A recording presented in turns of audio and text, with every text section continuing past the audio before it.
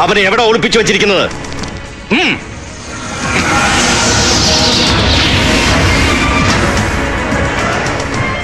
പരട്ടക്കിളവാ, തന്നെ ഇഞ്ചിഞ്ചായി ഞാൻ കൊല്ലും.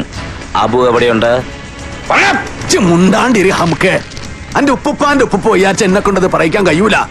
ഈയൊക്കെ ഉസ്തുള്ള ആൺകുട്ടികളാണെങ്കിൽ ഈ കെട്ടൊന്ന് അയച്ചു വിടറോ, അപ്പ കാണാൻ കയ്യാങ്കളി. ഞാനക്കൊന്നും എന്റെ മോനെ തൊടാൻ കഴിയൂല. അന്റെയൊക്കെ ജീവൻ എടുക്കാണ്ട് ദാദാ സാഹിബന്റെ മോൻ മടങ്ങൂല. യോയ്ക്കോളി കൊണ്ടുവന്നിട്ടുണ്ട്.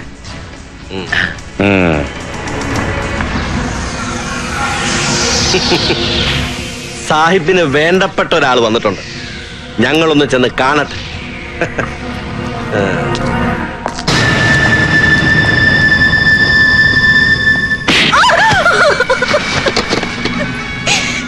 ദൈവത്തെ ഓർത്ത് എന്നെ ഒന്നും ചെയ്യരുത്.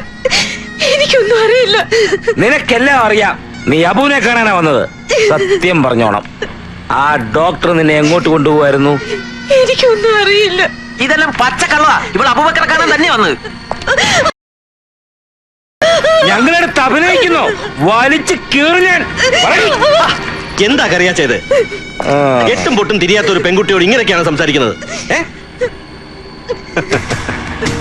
മോള് പേടിച്ചു പോയോ? സാരമില്ല, നീ മിടിക്കല്ലേ. സെൻട്രൽ ജയിലിൽ ചെന്ന് മരിക്കാൻ പോണ കാമുവിനെ കൊണ്ട് താലി കെട്ടിച്ചവളാ നീ.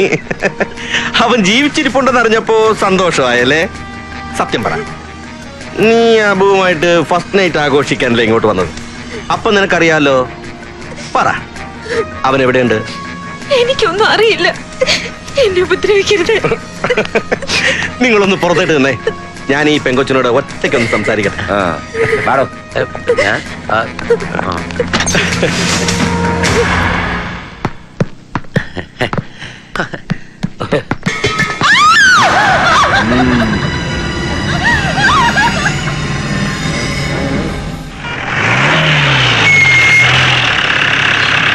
ഇനിയിപ്പോ എവിടെ തരാനാ? ചെറ്റി വിട്ടങ്ങനെ കൊണ്ടുപോയി കാണും. അതൊന്നും എനിക്കറിയണ്ട. എനിക്ക് എന്റെ ബാപ്പലിപ്പ് കിട്ടും. നമുക്ക് മിനിസ്റ്റർ വീട്ടിലേക്ക് തിരിച്ചു പോകാം. ഓ, അവിടെ അവരുടെ പൊടി പോലും കാണില്ല. അതും ദൂരത്തീരല്ലേ? കോച്ച് തീർന്നു പോയതുകൊണ്ടാ. മിനിസ്റ്റർക്കാരൻ ആരോടും പറയരുതേ. കാശ് വേണ്ട സാർ.